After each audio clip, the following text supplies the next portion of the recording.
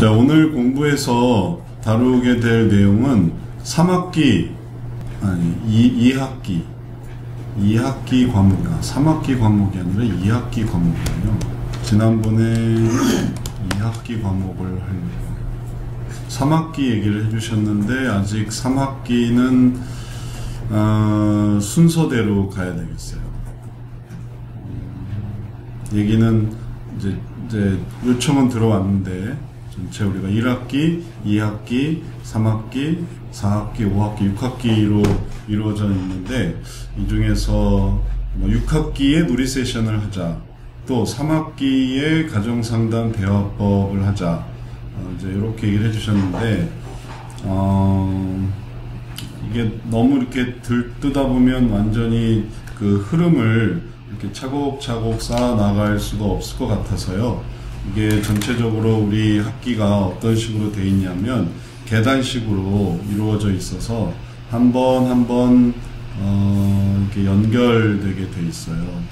그래서 한 학기 한 다음에 두 학기 한 다음에 세 학기, 이런 식으로 되는데,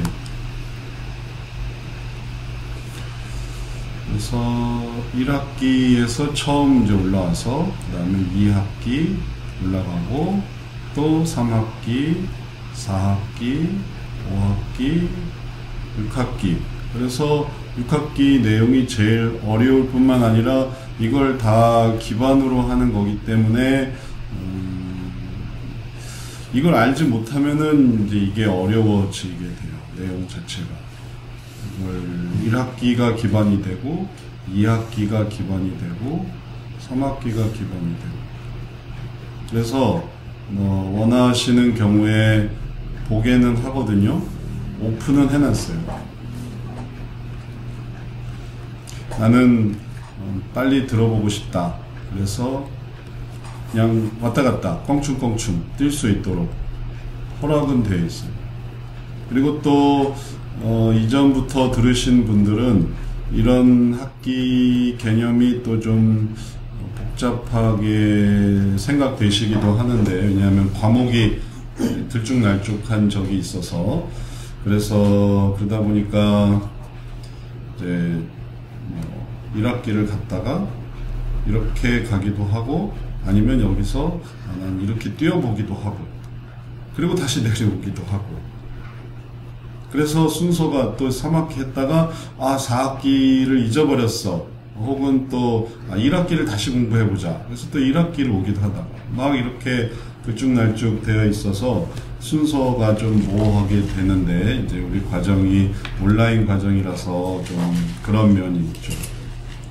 이게 딱 고정되고 이제 오프라인이고 현장 강의에서 딱딱딱 하면 글을 내야 글을 수가 없는데, 개설이 안 되거나 아니면 들을 수가 없게 만들거나 이렇게 할 텐데, 이제 온라인이고 또 그렇게 할 필요가 있을까 생각이 돼서 그냥 열었더니 이제 들쭉날쭉하고, 과목도 좀 바뀌기도 하고, 우리가 처음에 이 과목을 5학기 넣었다가 2학기 넣었다가 또 1학기에서 뺐다가 왔다 갔다 이제 과목 조정도 좀 하고, 지금은 이제 좀 어느 정도 안정된 상태인데 이제 그렇게 좀 바뀐 면이 좀 있었죠. 그러다 보니까 분명히 이게 이렇게 다 체계가 있어서 전부 다 이거 다음에 저거 다음에 이거 다 이런 시기로 구성이 되어 있지만, 하다 보면 들락날락 할 수가 있어요. 들락날락 하더라도 기본적으로 이해하셔야 되는 건 뭐냐면은 1학기 바탕 위에 2학기가 올려져 있고, 거기에 3학기가 그리고 4학기가, 그런 것들을 고려해서 학기를 배치했다는 거예요. 그래서 6학기에 놀이 세션 하나 이렇게 덜렁 배워놓고 나면 그걸 이게 이어갈 수가 없는 거예요. 그 내용을 구성을 할 수가 없어요. 내가 놀이를 구성을 해야 되는데, 성경적으로 청년들과 함께 공동체 놀이를 한다고 생각해 보세요. 근데 노는 건데 구성을 할 수가 없어요. 왜냐하면 기반을 만들 수가 없으니까. 처음에 문제인식을 하고, 그 다음에 원인 이해를 하고, 이런 개념으로 이렇게 놀이를 만들고, 요번 놀이에서는 예를 들어서 수련회에서 청년들 데리고 하나 이제 활동을 하나 해보자. 근데 그게 무슨 의미인지를 기반을 잡아야 되는데 이제 그게 없이 이제 놀이 세션만 덜컥 배우면은 이게 좀 모호한 거죠. 그렇다고 이걸 여기서 이걸 다 가르칠 수가 없고, 그래서 이걸 가르치기 위해서는 이걸 기반해야 되고 그런 이해가 이제 필수적인 거예요. 안 그러면 이 6학기 놀이 세션을 공부하면서 1학기, 2학기, 3학기, 4학기를 다 가르쳐야 돼요. 이게 그 순서대로 이해돼야 되는데 그렇게 되지 못하면. 그래서 이제 그런 악순환을 방지하기 위해서 가능한 이런 순서대로 3학기도 마찬가지예요. 3학기 내용도 가정상담, 대화법, 진로상담, 고통이라는 과목이 있는데 이거는 이렇게 구분되어져 있지만 이 구분된 것의 기반은 개론, 원리, 역동성, 방법론에 의해서 가정상담, 대화법 이렇게 이어지는 거기 때문에 이것을 완전히 이해하려면 1학기부터 하는 게 필요하겠어요.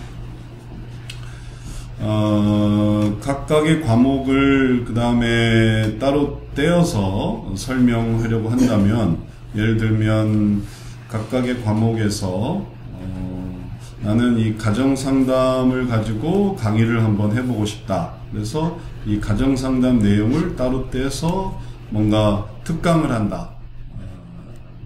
혹은 대화법 과목으로 내가 대화법 강사로 교회에서 세미나를 한다. 이게 이제 가능한데, 이제 그러려면 이걸 할 수 있는 사람은, 그걸 강의할 수 있는 사람은 하나를 가르치기 위해서는 열을 알아야만 하는 거예요. 예를 들면 어떤 식이냐면 예를 들어서 자, 이 빙산의 일각과 같아서 강의하는 것의 의미에 대해서 좀 얘기를 했는데 이거 하나를 얘기하는 거죠. 강의는 항상 이거 하나를 얘기하는 건데 이게 대화법이 될 수도 있고 혹은 가정상담이 될 수도 있고 혹은 또 뭐 개론이 될 수도 있고, 근데 그거보다 더 많은 이게 바탕이 되어야 돼요. 개론을 가르친다 하더라도 개론이 제일 어려운 부분이기도 하고 뭐 원리도 마찬가지고 역동성도 마찬가지고, 그래서 배우는 그 자체를 이제 소화하려고 한다면 이 전체적인 기반이 되는 게 필요하니까 그런 기반으로 요 학기의 내용들을 잘 숙지하고 있어야 되겠습니다. 그래서 우리 상담사들한테 제가 끊임없이 이제 그 상담을 하면서 체크하게 하는 게 뭐냐면, 상담을 하고 난 다음에 이제 연결되는 과목이 뭐겠느냐, 이걸 제가 항상 물어보거든요. 연결되는 과목. 그래서 연결되는 과목으로 연결되는 과목을 생각할 때 어떤 과목이 나 이번 상담을 통해, 한 번 상담이 되게 중요한 시간이었어요. 그런데 이번 상담을 통해서 대화법을 좀 피상담자에게 좀 알게 하고 싶습니다. 좀 그게 그 사람에게 필요하겠네요 라고 하면은 대화법 강의를 들으면서 피상담자와 연결시킬 수가 있어요. 그 다음에 내가 상담을 해보다 보니까 개론이 중요한 걸 또 다시 한번 알겠네요. 개론은 이 상담 역사에서 심리 상담과도 또 연결이 되는데, 이 피상담자가 들어왔는데 심리학으로 무장되어 있는 거. 제가 여러 상담을 받아봤는데요. 혹은 또 제가 뭐 이거 알고 있는데 저거 알고 있는데요. 보통 사람들이 다 책도 많이 읽고 세미나도 많이 하고 내적 치유도 많이 했고 마더 와이즈에 혹은 또 뭐 아버지 학교, 어머니 학교에 아주 무장돼 있어요. 근데 그게 다 심리학이에요. 아이러니하게도 교회에서 했던 모든 게 다 심리학이에요. 그러니 거기서 내가 이렇게 했는데 이제 성경적으로 그걸 바꿔야 돼요. 아버지 학교 출신은 성경적으로 바꿔야 돼요. 마더 와이즈 출신은 성경적으로 바꿔야 돼요. 내적 치유 출신은 성경적으로 바꿔야 돼요. 그래서 문제가 생기는 거예요. 그러니 그런 것들과 대비하기 위해서는 또 알아야만 하고, 이제 그런 것들이 이게 차게 되면 그 다음부터 퍼질 수가 있는 거예요. 그래서 우리가 이 내용들을 항상 어떤 식으로 생각을 해야 되는가 하면 내게 있는 이해도의 폭을 어느 수준이 될 때까지는 무조건 채워야 되고, 그 수준이 이제 넘어서면 이 수준에서는 너무 작은 거고요.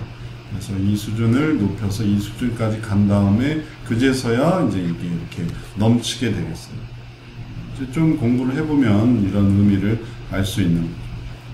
근데 이제 처음에 이렇게 채우다가 말아버리는 분들이 있어요. 뭐 언어도 마찬가지지만 언어적인 부분도 처음에 내가 이걸 채워야 좀 더 풍성하게 할 수 있는데, 그런데 이제 안 되니까 그냥 말아버리는, 그냥 포기해버리는 거예요. 채우다가 그냥 통이 비어버리는 거죠. 그러지 않도록 하기 위해서는 이런 것들을 채워야 되겠고, 또 채우는 것도 중요하지만 뭐도 중요하냐면 이 작은 부분에서 만약에 이제 이런 내가 이 정도의 비율로 있어서 채워서 넘쳐서 다른 사람에게 주던지, 아니면은 조금 있는 것을 조금 있는 거라도 이제 주려고 하면 또 채워져요. 그러니까 이게 그냥 쌓아놓기만 하면 그러면은 지속적으로 쌓든지, 아니면 요거를 빨리 부어주려고 하든지, 둘 중에 하나를 선택하셔야 돼요. 그래서 예를 들면 또 자기가 뭐 하나 배운 거 있으면 그걸 빨리 활용해 보려고 하면 자기께 돼요. 이게 펌프질 하는 것 같아서 막 펌프질 하다가도 펌프질을 하면 이게 선순환에 의해서 또 계속 뭐가 나와요. 안에 또 끌어올려져요. 그리고 또 그것을 다른 사람한테 또 전해주고 싶어요. 왜냐하면 비었으니까, 나갔으니까 또 비기를 원한다. 저걸 생각해 보세요. 우리 수세식 화장실을 생각해 보세요. 물 내리면 또 그게 채워지잖아요. 물이 없으니까 거기에 또 물이 막 채워진다는 거예요. 그래서 이걸 한번 활용해 보면, 그러면 또 그걸 가지고 또 이걸 더 배워야겠다 하고 이게 계속 반복이 돼요. 그러면 계속 그런 부분을 채워 나갈 수 있으니까 두 가지 중에 하나로 이러한 부분을 해 나갈 수 있겠습니다. 그래서 이제 이렇게 전체적인 과정이 계단식으로 돼 있다 말씀드리려고 하는 거는, 계단식으로 돼 있고 그거를 이렇게 왔다 갔다 하면은 헷갈릴 것 같아서 이번 세미나에서는 또 새로운 분들도 있고 그래서 가능한 이런 순서대로 한번 진행을 해보려고 할게요. 이렇게 연결되고 이렇게 연결되고 이렇게 연결된다는 거. 그래서 가능한 이걸 한다는 거. 그리고 그 다음에 관한 세부적인 내용은 여러분들이 이제 강의에서 들으시면 되겠어요. 개론, 원리, 역동성, 방법론 이렇게 오픈되니까 이걸 이제 잘 들으시면 1학기가 되는 거고, 그 다음에 또 2학기로 가서 그 내용을 들어보실 수가 있겠습니다. 그래서 오늘 우리가 문제진단법과 성경연구법 이 두 가지를 연계해서 좀 크게 보려고 해요. 물론 들어가게 되면, 문제진단법도 들어가게 되면 결국은 8개의 강의로 이루어져 있고, 문제진단법은 6개 줄였네요. 이것도 좀 보완을 해야 되겠는데 8개로 늘려야 되는데, 여하튼 6개로 끝나게 돼 있으면 이제 6개의 강의로 이루어져 있고, 6개의 강의를 하나하나 보다 보면 그러면은 구체적인 내용을 볼 수가 있어요. 그래서 문제진단법의 내용을 보면 목차에서부터 목차, 그 다음에 진단기법, 그 다음에 그 중에서 이제 우리가 만든 성경적 상담의 문제진단법, 그래서 각각의 문제를 어떻게 진단하는가, 이런 것들을 이제 교재에서 보시고 또 여기에 대한 설명을 같이 읽어나가면서 해드리고 있으니까 이런 것들을 참고해서 이 과목을 이해하시면 되겠어요. 근데 이제 이거는 이제 세부적으로 하나하나 한 단계 한 단계 목차에 따라서 진행하는 거고, 그거는 이제 온라인 과목에서 보시게 될 거고, 근데 이제 이거를 세미나에서 일일이 다 할 수는 없기 때문에 전체 목차를 좀 더 크게 보려고 해요. 그래서 이거를 크게 보게 되면 어떻게 보냐면은 아까 우리가 본 것처럼 이 2학기의 흐름에서 보는 거예요. 1학기 흐름에 이어지는 2학기. 그래서 각각의 과목이 어떻게 이어지는가 이렇게 설명할 수 있겠습니다. 각각의 과목의 연결성은 우리가 지난주에 함께 얘기했던 바로 역동성의 연결고리다 생각하시면 되겠어요. 지난주 화면인데 지난주에 이제 역동성의 기반은 어떻게 이루어져 있는가 하면 우리가 이제 성경적으로 해보려는 것에서부터 시작을 했죠. 스토리를 다시 한번 짧게 구성해 가면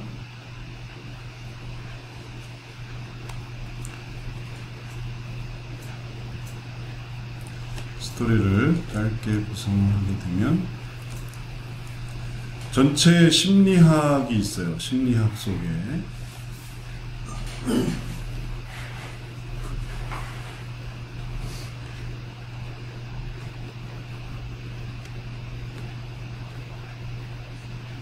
심리학적인 상황을 생각을 해볼 수가 있겠어요. 전체 심리학은 이런 심리학의 세계, 우리 모든 보이는 게 다 심리학입니다. 교회도 다 심리학적인 것들로 채워져 있어요.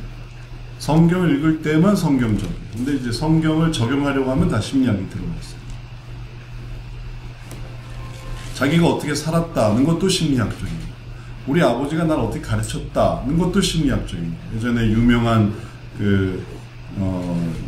목사님이 자기 아버지가 자기를 되게 엄하게 다루어서 나도 우리 자녀를 되게 엄하게 다룬다. 그럼 되게 심리학적인 거예요. 우리 아버지는 나한테 말 한마디도 안 했기 때문에 나도 우리 아이들한테 말 한마디도 하지 않는다. 그러면 이것도 되게 심리학적인 거예요. 대대로 내려오는 악순환을 이제 자신감과 확신과 경험과 아주 신념을 가지고 구현하는 거예요. 왜냐하면 성경에 그렇게 나온 게 아니거든요. 성경에서 성경적으로 하는 건 뭘까? 하나님 제가 우리 자녀를 어떻게 키워야 할까? 이러면 성경적인데 그러면 매번 달라지죠. 요즘 아이들은 이때 아이들은 하나님 어떻게 키워야 되겠습니까? 하면 성경적이 되는데 우리 때는 이랬기 때문에 하면 그럼 심리학적이 돼버려요. 심리학이라는 건 심리학 교과서에 나와 있어서 되는 게 아니라 인생이 스스로 생각할 수 있는 모든 게 다 심리학적입니다. 그걸 정리해 놓은 게 심리학이죠. 거기에 내가 생각한 게 여기도 있네 이걸 발견하는 게 심리학이기 때문에 여기 이 심리학적인 그런 모든 세계 속에서 성경적인 가치관을 우리가 갖고 그래서 이 성경적인 것은 하나님으로부터 온 것이죠. 그래서 하나님으로부터 온 그리고 하나님의 말씀에서 온 것이지 하나님의 말씀으로 왔다는 건 그냥 하나님으로부터 왔다는 거예요. 그러니까 하나님과 말씀을 따로 떨어뜨려서 하나님이 뭐라 말씀하시는 게 중요한 게 아니라 성경에 뭐라고 써 있는 게 중요하다고 생각하면 그러면 이제 율법주의자가 되는 거예요. 경전주의자가 되는 거예요. 그러니까 예수님이 오셨는데도 예수님의 말씀보다 이제 모세율법이 더 중요하게 되는 거예요. 바리새인들, 서기관들. 그래서 이런 어리석음을 우리가 반복하지 않게 되기 위해서 우리가 생각해야 되는 것이 뭐냐 하면 바로 이러한 성경과 그 다음에 이 전체적인 흐름을 이 안에다가 가져와야 되겠어요. 그리고 이렇게 가지고 올 때 그때 성경적인 것을 해나갈 수 있는 거죠. 그래서 심리학 속에서 성경의 구성을 만들어가고 그리고 그렇게 만들어 가려고 하면서 이제 성경적 상담이 시작이 됩니다. 성경적 상담과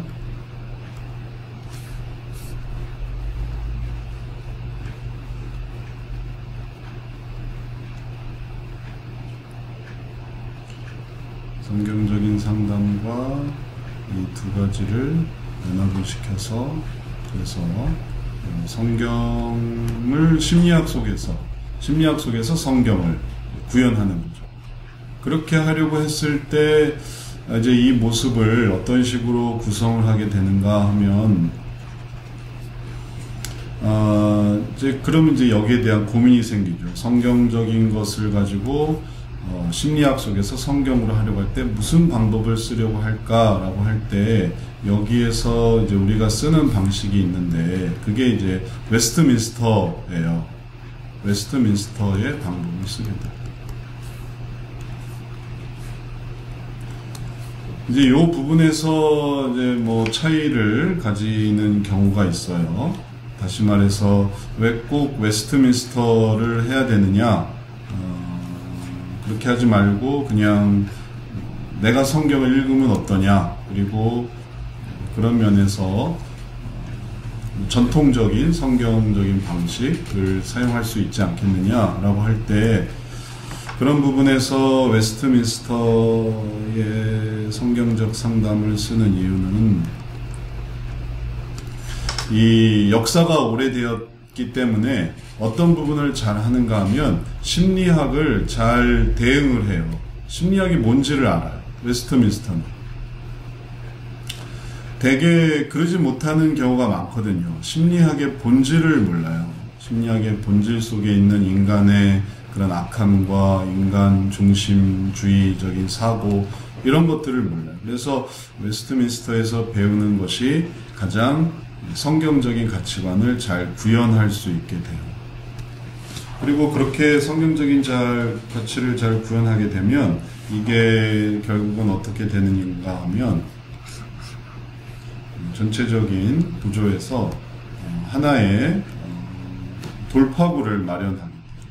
그래서 전체적인 심리학 속에서 발전된 형태의 성경적 상담을 만들어내는 거죠. 더 우월한 심리 상담은 더 퍼져 있고 그런데 그 중에서 이렇게 우월한. 그래서 이 돌출되고 그 다음에 이 발전된 모습의 결과는 뭐냐면은 좋은 변화로 나오는 거예요. 그러지 않고 여기에서 보았던 이 웨스트민스터가 아닌 이걸 만약에 다른 걸로 바꿔서 성경적인데 내가 만든 혹은 또 누군가가 만든 혹은 자기가 생각하기에 이게 좋지 않을까 하는 그런 것들이 이게 문제점이 뭐냐 하면 그 속에 이 어려움이 생겨서 심리학이 들어와 버려요. 이런 식으로 들어오고 이런 식으로 들어와요. 그러니까 배를 만들었다고 생각해 보세요. 배에서 제일 중요한 건 뭐냐면은 배 안으로 물이 들어오지 않는 거. 그래야 뜬단 말이에요. 떠야 뭘 해보지. 근데 배가 가라앉는다고 생각해 보세요. 물이 들어오고 그걸 못 막아요. 그럼 가라앉아 버려요. 그래서 이제 결국은 심리학으로 물들게 되면 성경적인 게 무색하게 되는 거죠. 그래서 아예 심리학적인 걸 옛날에 더 전통적인 방식으로는 아예 심리학과 담을 쌓고 그래서 성경적인 그런 가치관 그래서 못 보게 못 듣게 그리고 그런 것들을 접하지 못하게 이제 그런 것들을 하다 보니까 배긴 배인데 바다를 뜨는 배가 아닌 거예요.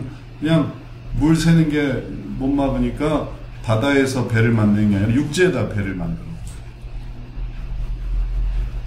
배 모형이지 진정한 삶 속에서의 모습이 될 수 없기 때문에 이러한 부분에는 좀 어려움이 있고 그래서 우리가 이런 부분을 잘 할 수 있는 그런 방식으로 이제 웨스트민스터를 하는 거죠.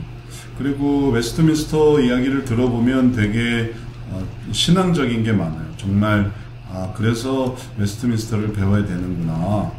왜냐하면 진짜 성경적인 게 이렇구나라는 그런 깨달음이 있어요. 그러니까는 더 발전적인 부분이 있으니까 그런 부분을 좀 더 고려를 하는 거죠. 그러지 않고 하는 이유에는 뭐 각각의 뭐 다양한 이유들이 있겠죠. 근데 하여튼 우리들은 그런 면에서 웨스트민스터식의 성경적인 상담을 하는 거예요. 그리고 웨스트민스터에서 성경적 상담을 하려고 할 때 이제 이 부분이 커지면서 제가 이걸 다 그림으로 하고 있기 때문에 좀 그냥 이렇게 된다라는 거를 이제 설명을 드리고 있는 거예요. 지금 잘 따라오고 계세요? 전체적으로? 네. 이해를 잘 하고 계세요? 스토리를? 네. 자, 그 뭐 지금까지 한 거에 대해서 별 어려움 없으시죠? 설명에 대해서. 자, 다 이해한다고 생각하고 계속 할게요. 자, 그래서 이제 이 웨스트민스터식으로 이걸 한다라고 할 때 그게 뭐냐 하면은 단계를 세워 나가는 거고, 그래서 상담 단계, 그래서 원리를 세우는 거예요. 원리 7가지. 그래서 원리를 이런 식으로 하나하나의 원리를 세워서 이런 원리에 따라서 성경적 상담을 한다.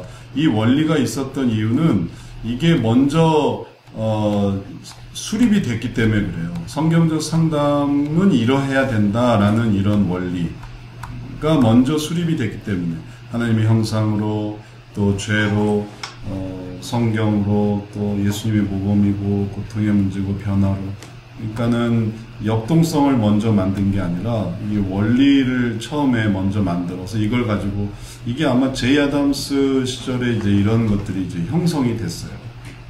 그래서 이걸 기반으로 해서 이제 상담을 한 거죠. 그러니까는 초기 이제 60년대에는 성경적으로 한다라는 거 하나랑, 그 다음에 원리를 지킨다. 그래서 웨스트민스터, 이게 처음에 제가 가르칠 때 이게 좀 잘못됐더라고요. 웨스트민스터 설명이 제대로 된 걸 다시 수정을 하면, 웨스트민스터 식으로 다시 수정을 하면 이걸 완전히 고쳐야 되는데, 이 내용이 어디 있냐면 논문에 있는데,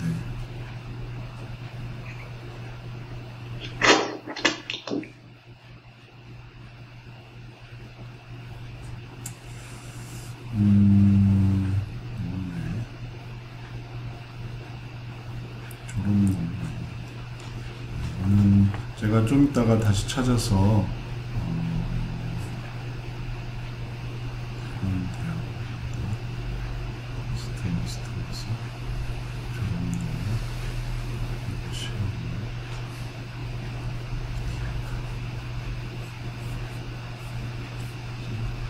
처음이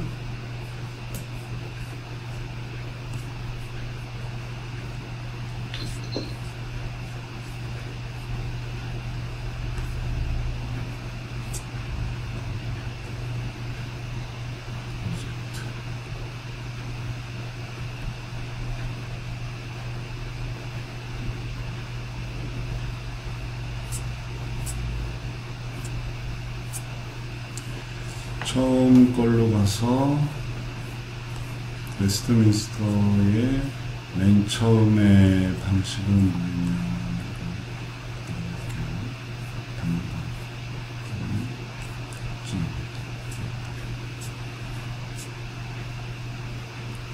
처음에 해야 되는 게, 사람은 하나님의 형상으로 지음을 받았다. 그래서 처음에 형상, 그 다음에 죄로 인해 타락했다. 그 다음에 마음의 문제다. 세 번째가 마음의 문제. 보통 마음에서 웨스트민스터는 마음에서 마음. 그 다음에 네 번째가 주요 도구가 성경이다. 성경. 그리고 다섯 번째가 예수 그리스도의 모범.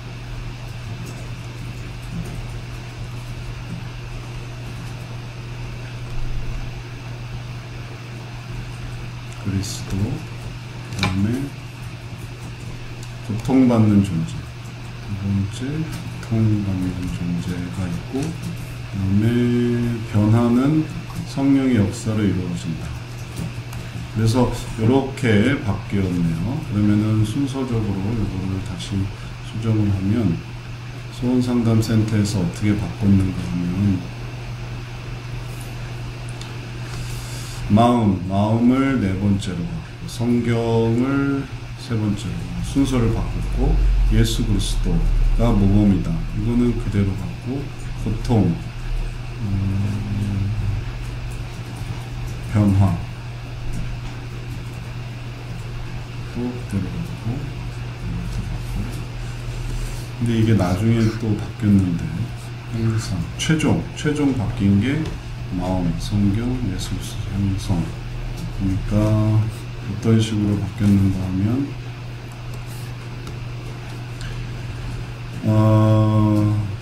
마음과 고통, 마음이 두 번째로 가고 성경이 두 번째로 갔고 예수 그리스도가 내려갔고 성령이 내려갔고 이렇게 해서 좀 순서가 바뀌었어요. 이렇게 바뀐 걸 생각해 보면 최종 웨스트민스터 식으로 했던 것과 다시 구분을 하면 형상, 죄, 그다음에 마음, 성경, 예수 그리스도, 모범이신, 그다음에 고통, 그다음에 성령의 변화. 그러면은 이렇게 됐을 때 최종적인 변화는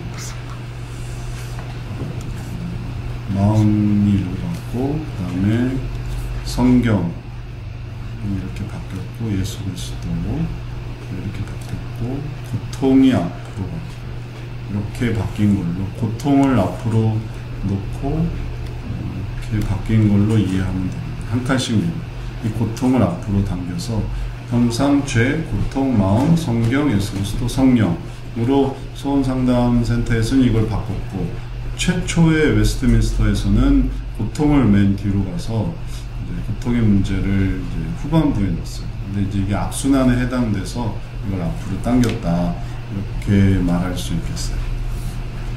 자, 그러면은 이렇게 해서 아까 이제 우리 했던 얘기를 다시 돌아와 보면은 전체적인 심리학, 그리고 그 심리학 속에서의 성경적인 상담, 그리고 웨스트민스터의 성경적 상담. 그래서 심리학을 잘 막아내려는 그런 노력이 시작이 됐고, 그게 역사적으로 이제 1960년대부터 시작이 된 거고요. 그 다음에 처음에 했던 게 이제 원리를 세워서 그 원리에 따라서 상담하는 거였고, 그리고 그걸 좀 더 발전한 게 그 다음 단계의 역동성이고, 그래서 이 위에다가 역동성이 얹혀져요. 그래서 이 원리를 기반해서, 원리는 하나의 상담의 이 과정을 보여주는 거라고 생각하면 되고, 그걸 좀 더 세분화하는 것이 역동성으로 뜨거운 태양, 그 다음에 악순환, 선순환, 그 다음에 열매 맺는 삶의 모습. 그래서 이제 그 위에다가 전향적으로 새롭게 된 거죠. 그걸 이제 역동성으로 우리가 이해를 하면 되겠습니다. 이런 그림이 만들어진 거예요. 그리고 그런 그림이 만들어진 다음에 이걸 구현하는 방법, 역동성을 구현하는 방법이 방법론이 된 거고, 그리고 그런 방법론이 지난번에 우리가 살펴본 대로 역동성을 만들어내는 하나의 그런 과정이다, 이렇게 생각하면 되겠어요. 그래서 한 단계 한 단계 역동성의 내용을 만들어 갈 수 있도록 하는 것이 이제 방법론의 내용이 되고, 이 방법론이 전체적으로 이 역동성을 구현하는 거기 때문에 이걸 이루어내는 하나의 세팅이 완성이 된 거죠. 그 다음에 이제 2학기의 내용은 뭘로 이어지냐 하면 이 부분을 이제 확장시키는 내용에 관한 것이 되겠어요. 이 부분을 확장시킨다는 건 뭐냐면, 이걸 가지고 심리학을 대응하려고 하는데 좀 더 필요한 도구들이 생긴 거예요.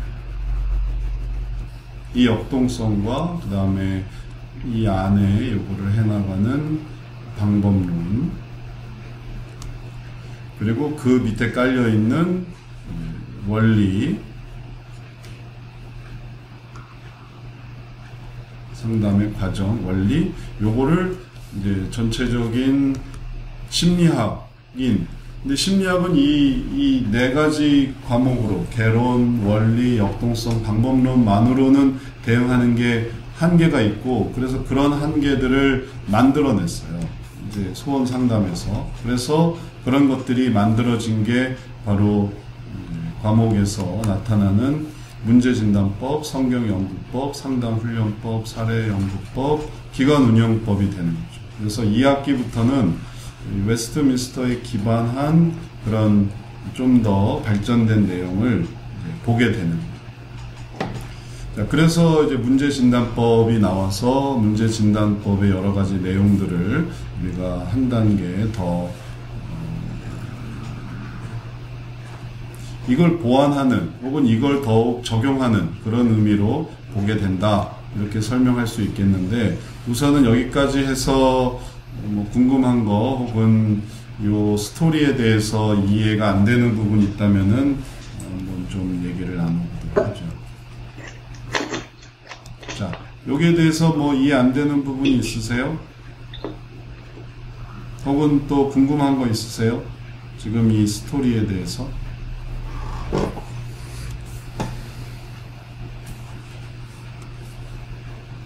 아니면 이 내용을 잘 이해가 되고 있으신가요?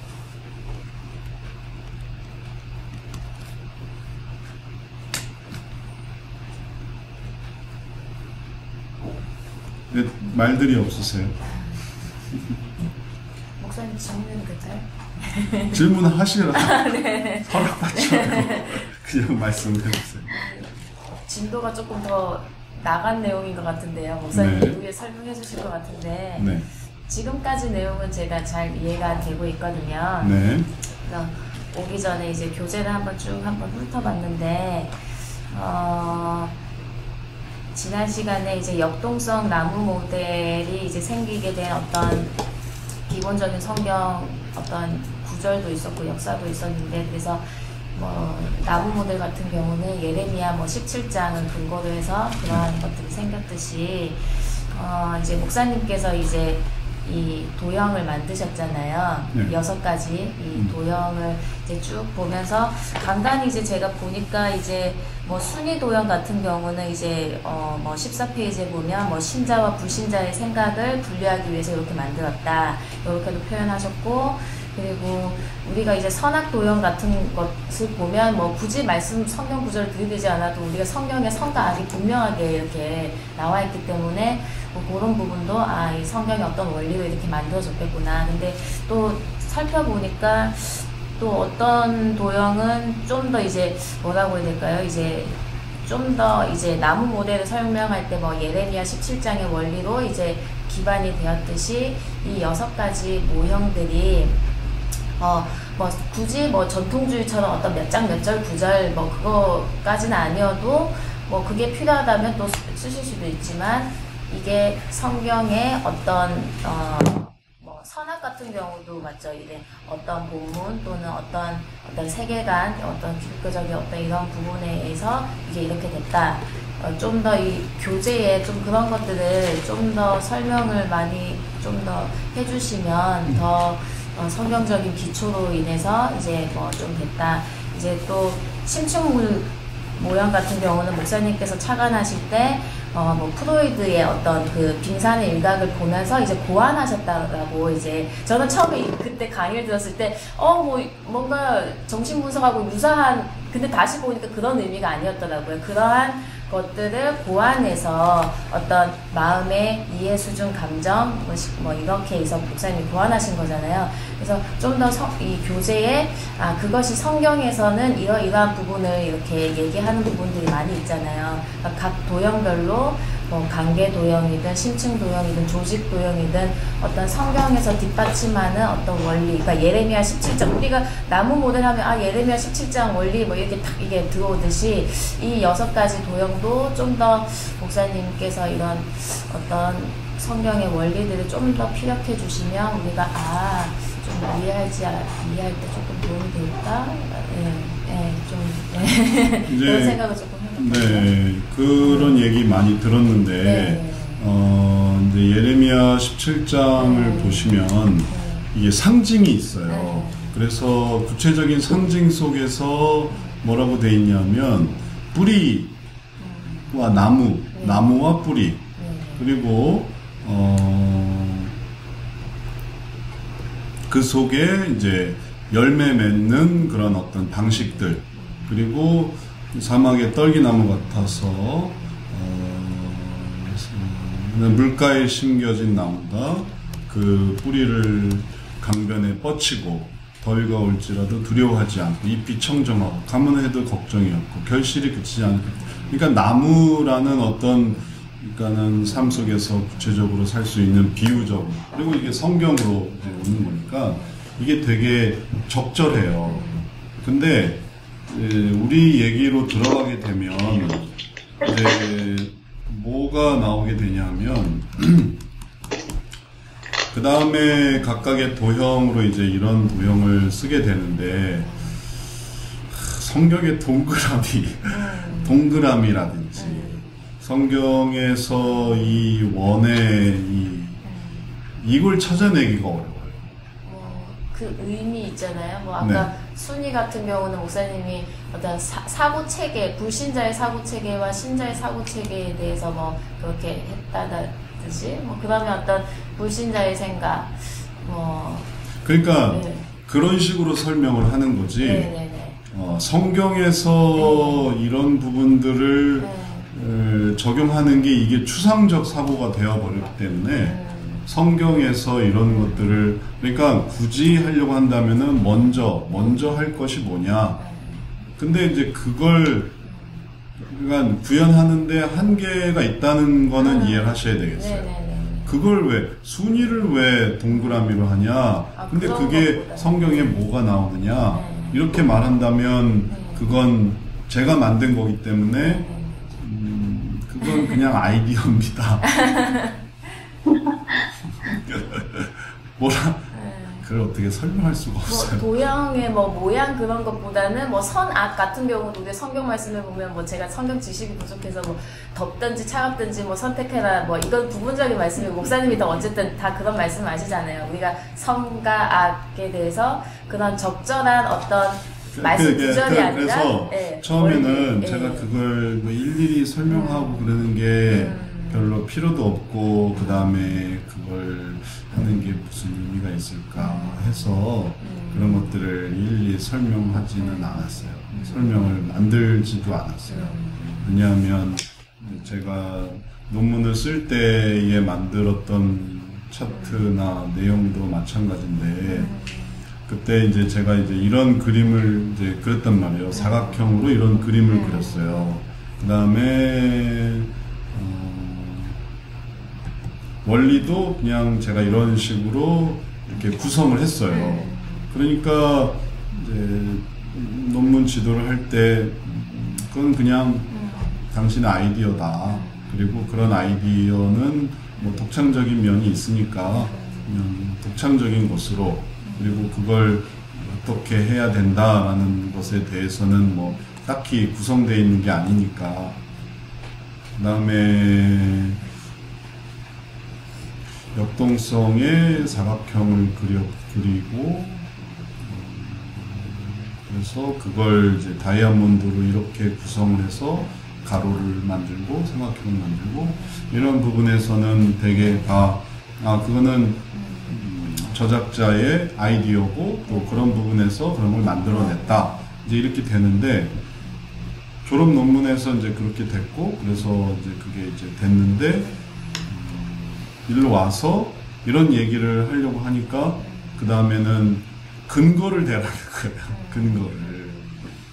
이게 졸업 논문이 아니라 이제 제가 학회에 발표했던 논문이었고, 그 다음에 이제 그걸 기반으로 해서 이걸 만들었던, 도형들을 만들었던 거라, 그런 것의 근거를, 그래서 근거를 막 찾아서, 그래서 했던 게 이제 문제 진단법에서 나오는 사람들이 뭐 이런저런 혹은 이런저런 그림들을 그리더라 해가지고, 근데 그린 것도 별로 없더라고. 다만 뭐 이런저런 방식들이 있더라. 그래서 없던 걸 만들어내느라 뭐 검사법 뭐 이런 식의 것들이 있다. 뭐 하여튼 그런 틀들이 있는데, 아무래도 어려운 점이 있는 건 사실이에요.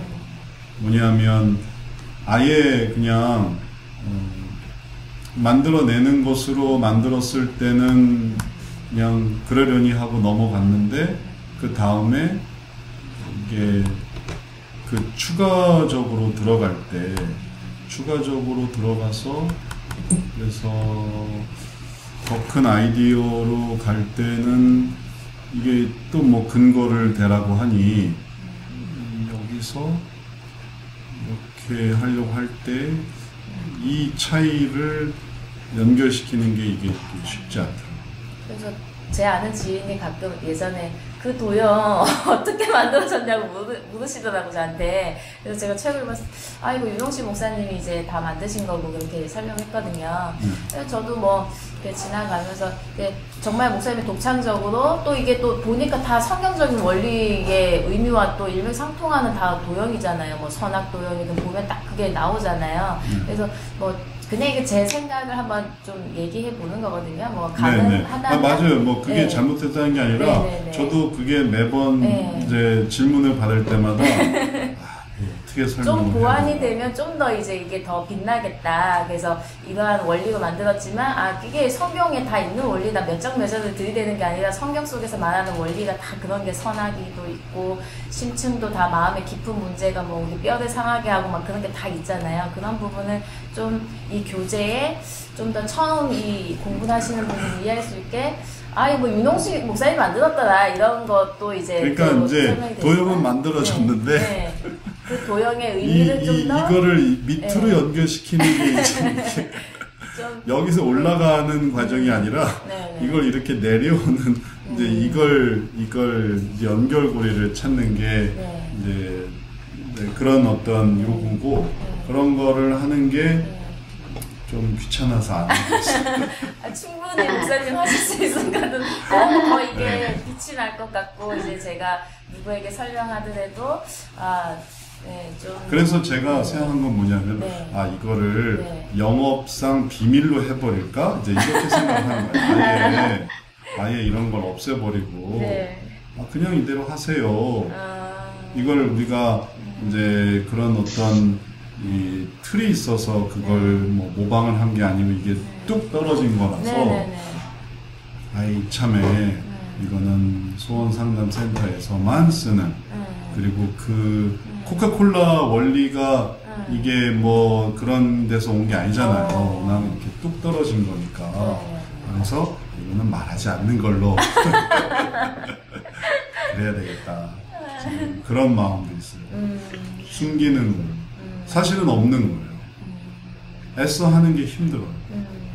여기서 이 도형에서 성경 그게 너무 구차스러운 거예요. 이걸 성경에 어디에서 이걸 연결을 시켜야 되나. 뭐 전반적인 의미로 좀 이렇게 넓게라도 이렇게 좀 설명해 주시면. 근데 익숙한 거예요. 그러니까는 아주 뭐 제가 기발하고 막 괴상망측한 걸 만든 게 아니에요. 그러지 않게 하려고 가능한 삼각형, 사각형, 뭐 도형, 그래서 그걸 하는 거는 이렇게 아주 특별하고 어렵고 그런 건 아닌데 이제 다만 이제 그걸 연결고리를 하는 게 이게 이제 전체적인 과정을 하는 도형인데 이것도 하여튼 뭐 이렇게 했다 저렇게 했다 뭐 수없이 많은 이 과정을 가지고 해서 이걸 만들었어요. 이렇게 해가지고 하다 보니까 뭐 블랙홀 같기도 하고 또 이걸 하기까지 뭐 수없이 많은 걸 만들었는데 여하튼 시행착오들은 전부 이제 이런 의미고 그리고 거기에서 연결고리는 답하기가 좀 애매한 그거로 한번 생각을 해봤는데요. 네. 그런 책을 읽고 있는데 타락에 관한 창조 다음에 타락에 관한 것들을 읽고 또 창조에 관한 것들을 읽었을 때 그 그림들이 이렇게 비주얼라이즈 되면서 조금 그런 그 책들을 좀 더 쉽게 이해할 수 있는 있어요. 오늘도 책을 읽으면서 목사님 그 도형들을 좀 이렇게 그려봤어요. 목사님이 창조할 때 이제 관계성, 하나님과 또 인간과 또 그 창조물에 대한 그 관계성을 새 원을 그려서 관계성을 한번 생각을 해보게 됐어요. 그러니까 꼭 어떤 성경에 맞춰서 그 그림을 이렇게 설명하는 것도 좋지만 성경을 보면서 또는 그 책을 보면서 그 그림을 연상해서 역으로 생각하는 것도 참 유용하다 그런 생각을 오늘 했거든요. 물론 뒷받침되면 좋겠지만 그렇지 않을지라도 그런 도형 자체가 성경을 더 이해하고 성경에 관한 그 책들을 좀 더 쉽게 이해할 수 있는 도구로 잘 쓰여질 수 있을 것 같아요. 네. 그래서 설명에는 좀 한계가 있어요. 그러니까 그거는 이 웨스트민스터에 이걸 누가 만들었냐, 도대체 이걸 누가 생각을 했느냐 할 때 그거는 데이빗 폴리슨이다 이렇게 되는 것처럼 어떻게 이걸 이렇게 만들었을까, 이걸 이렇게 악순환과 이걸 어떻게 나머지 그림은 다 이에 이제 근거해서 만든 거예요. 웨스트민스터의 다이내믹스의 그림을 보면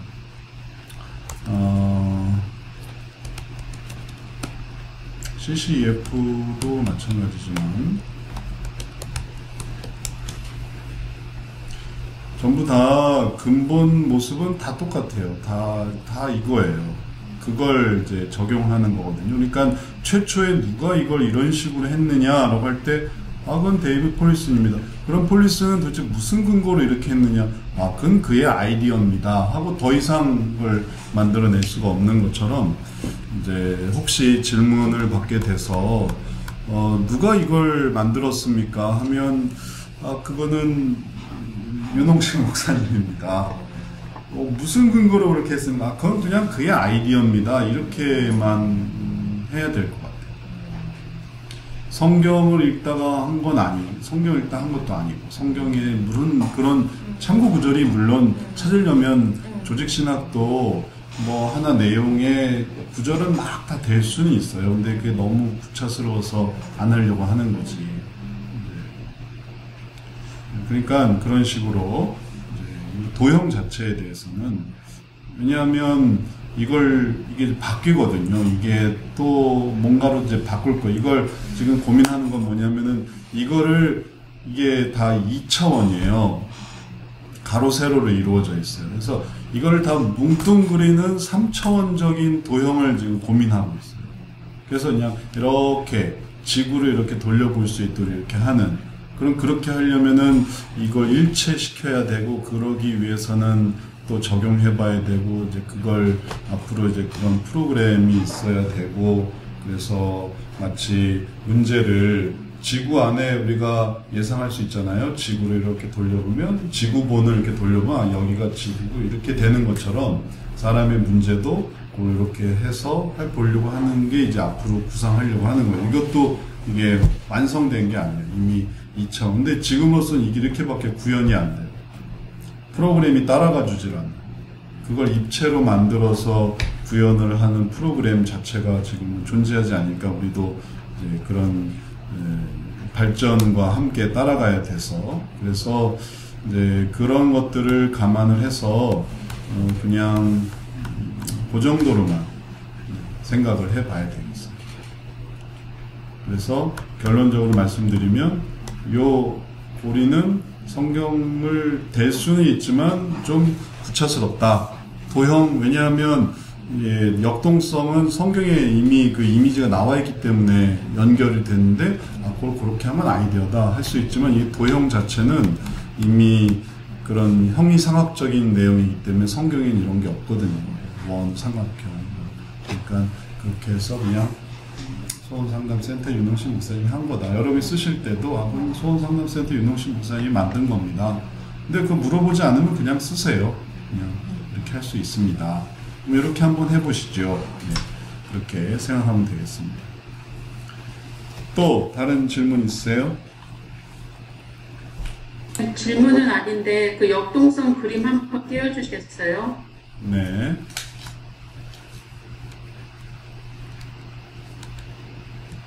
네, 이거 하나 보죠. 아무 데서나도 많이 나와 있는 건데. 네, 말씀하세요. 그냥 그 간단한 건데 이제 그 인간을 구분할 때 세 가지로 정의를 하잖아요. 네, 고통받는 자, 또 이제 죄인, 그리고 그 용서받은 의인 이렇게 할 때 어떤 그림을 보니까 역도성 그림에서 이제 힛 있잖아요. 네, 힛 부분에 이제 그 고통받는 자라고 서퍼러라고 이렇게 딱 써져 있더라고요. 인간을 구분할 때 거기 힛에 이제 그 서퍼러 고통받는 자고 이 가시나무 있는 쪽을 죄인이라고 쓰고 썼더라고요. 네, 이제 이렇게 반응할 때 이제 죄인으로서 살아갈 수밖에 없는 상태를 말하는 것 같아요. 네, 열매 맺는 부분에서는 세이더라고요. 네, 우리가 죄인으로 일단 살아가고 있지만 반응을 하나님의 원하시는 방법으로 할 때 이제 그 세인트, forgiven sinner로 세인트로 이렇게 되어 있는 그림이 있었어요. 네, 되게 좀 가 되고 인간을 좀 약간 더 언더스탠 하는데 좀 이렇게 더 클리어하게 된 것 같아요. 그러면은 저의 그 역동성을 또 누군가가 새롭게 구성을 했다는 거네요. 그런 어떤 인간에 대한 이해를 조금 더 그 그림을 통해서 그렇게 좀 설명해 왔는데 그게 조금 와닿더라고요. 그래서 자신의 위치가 지금 그 힛에 있을 때는 고통을 당하고 있고 우리가 우리 죄로 고통을 당하지만 때로는 또 타인에 의해서 고통도 당하고 힘의 어떤 그 과목에서 배웠듯이 그 상황이나 사건을 통해서 고통이 되고 훈련이 있을 수도 있고 그래서 이제 어떤 식으로든 고통을 받는 존재고 가시떨기는 그런 어떤 힘이 주어져 있지만 그 힛에 하나님으로 하지 않을 때 죄인으로 살아갈 수밖에 없는 그런 상의 모습을 이렇게 나타내었어요. 그럼 여기는 의인이 되겠네요. 네, 그죠. 이제 의인인데 이제 죄 없는 의인이 아니라 이제 그 사함받은 그 의인 세인트라고 표현되어 있더라고요. 네, 그 고통 중에 그 반응을 하나님이 원하시는 대로 하는 의미에서 그렇게 적어놓은 것 같아요. 네, 그게 어떤 사이트에서 그렇게 했다는 거죠?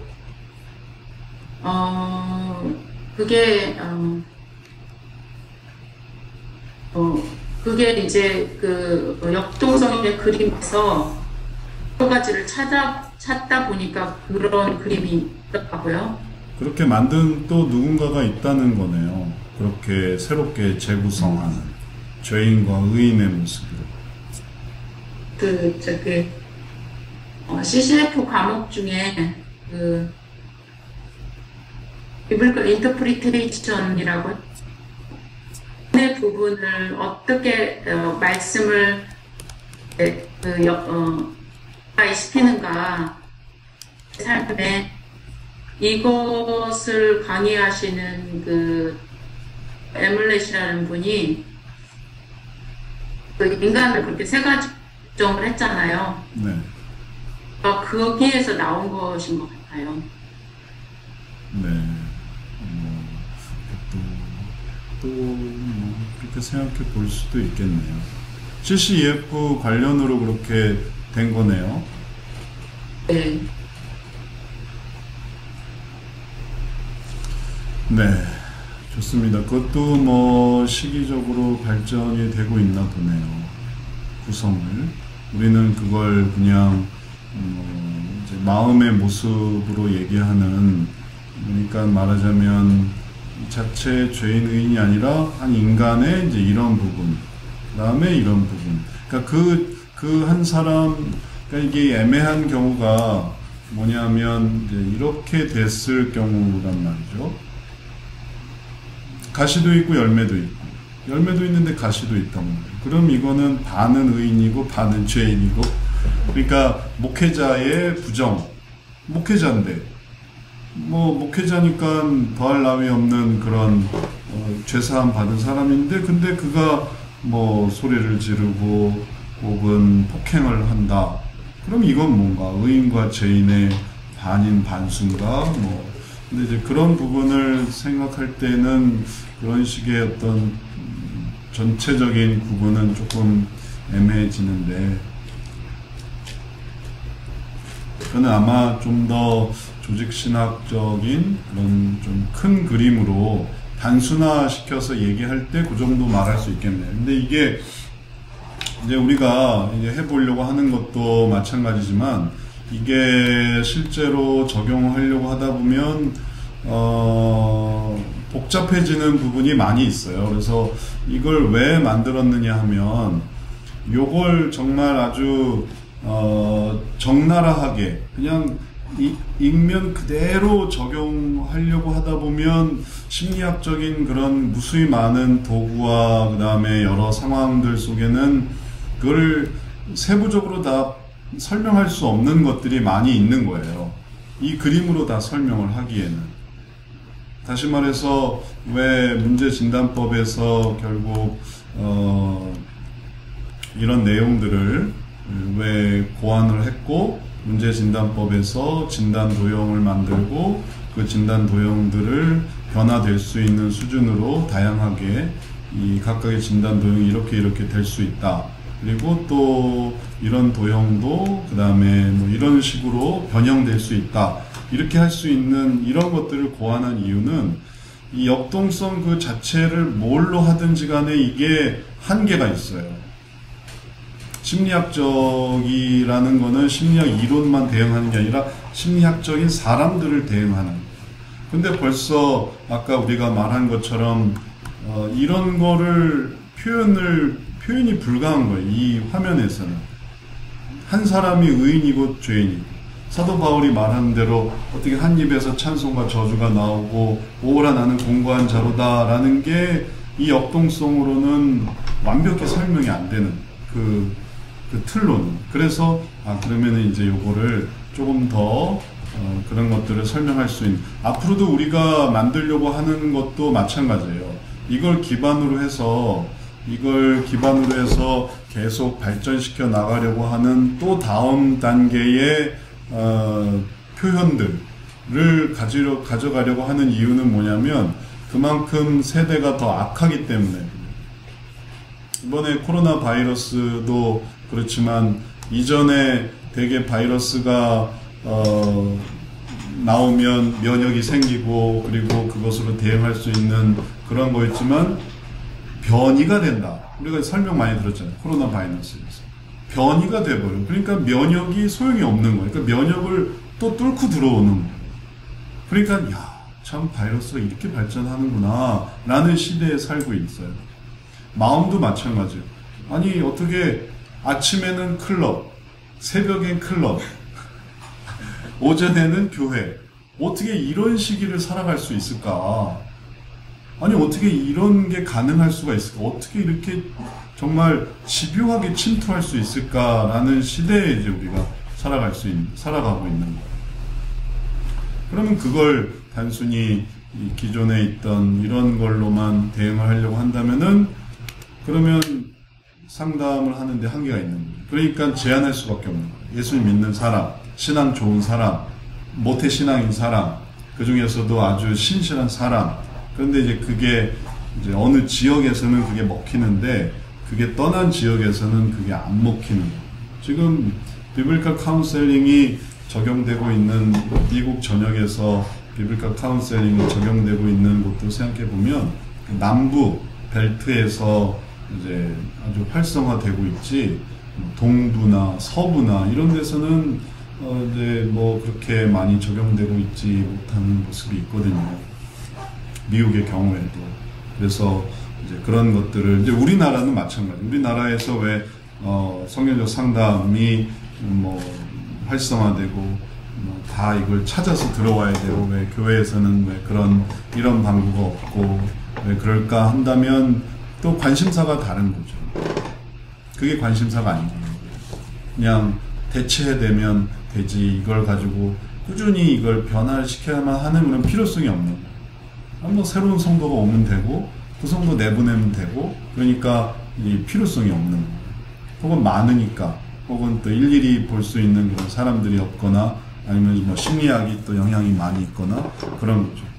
여하튼 우리는 지금 수준이 처음에도 봤지만 성경적인 것도 해야 되고 신자도 해야 되고 또 불신자도 해야 되고 그 중에서도 심각한 문제도 해야 되고 이제 그러다 보니까 그냥 역동성만으로는 할 수가 없어서 그런 심각한 문제들까지도 다 하려고 하다 보니까 이런 것들이 된 거니까 그런 부분을 어느 한 대상으로만 국한시키지 말고 이렇게 다양하게 해보는 게 좋을 것 같습니다. 그래서 역동성 그림을 기반해서 문제진단법을 만든 거지 역동성 그 자체만 붙들고 있는 게 아니고 이런 다양한 것을 대처하기 위해서 그 다음에 이제